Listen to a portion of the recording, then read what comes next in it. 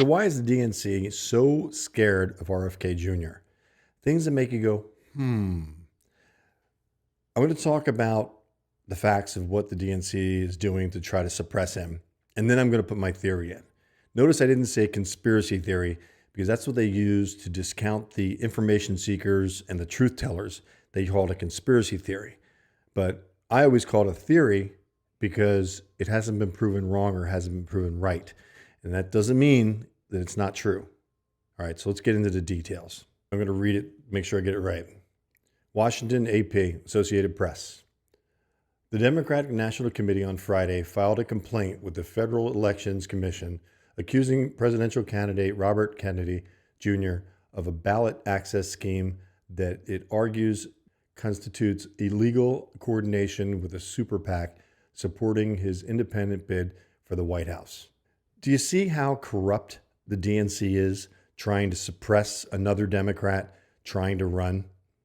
He did announce that he's going independent because of, just pure persecution by the DNC. They're doing everything they can to keep President Biden, I know it gets on your nerves, but again, got to respect the office. They're doing everything they can to get President Biden in or keep him in because I basically think that they want a puppet. Here's part of my theory.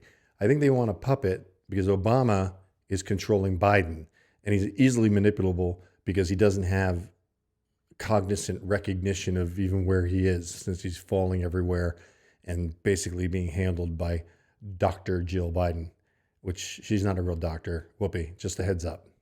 I believe the mainstream media is putting out a dual message. They're criticizing President Biden, and now, after 3.5 years, maybe more, they're questioning his mental ability.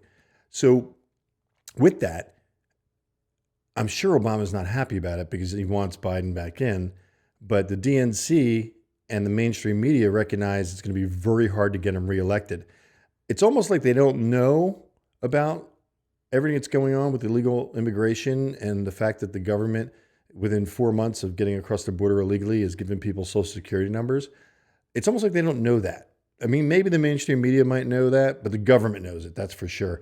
And we've got firsthand experience with our last interview. You should check that out. I'll put it in the link at the end of this video.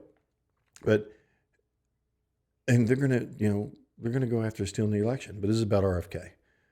So let me read more of the accusations that they're putting against him to try to keep him off the ballot. I think they believe he's more of a threat to Biden than President Trump, which is interesting because I think he's going to pull the Democratic vote, but he also could pull a portion of the Republican vote.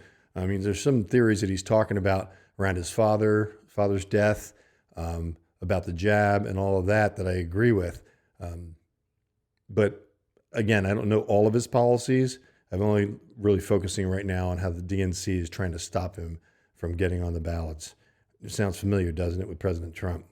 The committee alleges that the super PAC American Values 2024 is working to collect signatures to ensure Kennedy is on the November ballot in key states, but will have to integrate their expenses with the campaign in ways that violate federal election rules in order to do so.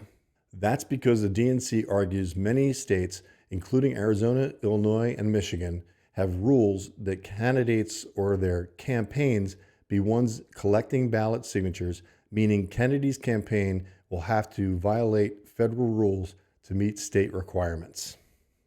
Okay? Are they not trying to suppress the vote? The Democrats will not stop at anything. The desperation is absolutely incredible. I think that nothing is really working with the exception of them bringing all the illegals in, putting them all in sanctuary cities, asking for federal money and registering to vote. I mean, I think, again, a theory, but I believe they've got at least 10 million votes that are going to vote for President Biden because he helped them and their families get across the border. I mean, Papa Biden is what they call him. I did a T-shirt. We did a T-shirt called Papa Biden. And again, I'm going to link that to this video because it's just spot on in my opinion. And also the confused T-shirt. We're having a good time making T-shirts again. Check them out. If you value our content and the pursuit to report the truth, Please go to realmustangmedic.com and find out how you can support this effort. This will allow us to continue to offer our unbiased reporting. If you share, comment, subscribe, and donate, it supports us and it helps us grow this channel to get to the truth and get it out there. You're very much appreciated. Now back to the video. The more they attack RFK Jr. and they attack President Trump, the more I like them. Anybody that's an enemy of the mainstream media is definitely somebody that's speaking their truth, their truth to power. And the mainstream media hates that. The great news is the mainstream media is losing viewers, like with Tucker and Joe Rogan and many others. And I like to think we're putting a dent in it too. They're losing their audience. Again, we have to go after their advertisers. It's always about the money. But look at this CNN interview that they did on RFK and how they basically manipulate it and use his family against him. Listen to this and look at the face of the interviewer. You also have a very famous last name, especially in American politics. When you announced your run, there were some members of the Kennedy family who were not happy about it. They wrote in a statement, quote, "The decision of our brother Bobby to run as a third-party candidate against Joe Biden is dangerous to our country." And they said that while you might share the same name as our father, you do not share the same values, vision, or judgment. Today's announcement is deeply saddening for us. We denounce his candidacy and believe it to be perilous for our country. What have you said to your family? Well, I have a big family. There's about 105. On 4th of July, when I last counted. So a lot of them support me, a lot of them don't. Listen, my family has a long relationship with President Biden. President Biden has a bust of my father behind him at the Oval Office. There's 5 members of my family who have jobs with the administration. So, I understand that some of them are troubled by my running against somebody who's an old family friend. And then some of them disagree with me on issues like the Ukraine war. And so, I was raised in a milieu where we argued with each other. We were actually orchestrated debates every night at the kitchen table, or at the dining room table. There was a lot of passion, and we were encouraged, but we also know how to differ with each other and still love each other. I love my family, and they're entitled to their opinions. Don't they think you're going to elect Donald Trump? Well, people may believe that, but that's up to them. I think I should be running for president. I think people need to hear somebody talking instead of the vitriol, the anger, the hatred, the division. I think people need to hear about a vision for this country that is going to restore the industrial base, that is going to restore the middle class, that's going to get a generation of kids into homes, into houses. And I think we ought to be asking our politicians how they're going to do that. I'm the only politician who's talking about that. I'm the only one who's offered solutions for that. All right.